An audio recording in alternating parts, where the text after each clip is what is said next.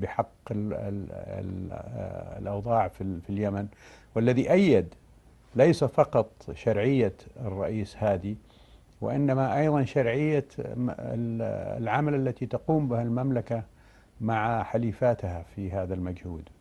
ولكن هناك انتقاد شديد لهذه الضربات لأنها أيضا هناك ضحايا من المدنيين. الضحايا يا سيدتي لو سمحت أكثرهم من قبل الحوثيين والمجموعات التي انطلقت من تأييدها للرئيس السابق علي عبد الله صالح.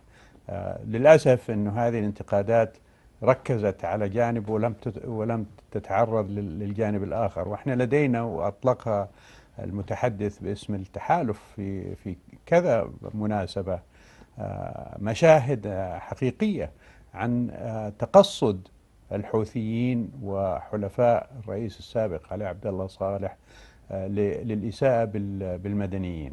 لو تنظر على اللي حاصل في مدينة عدن الآن، كل التركيز لهذه المجموعات الغير شرعية أنها تسيء للمدنيين.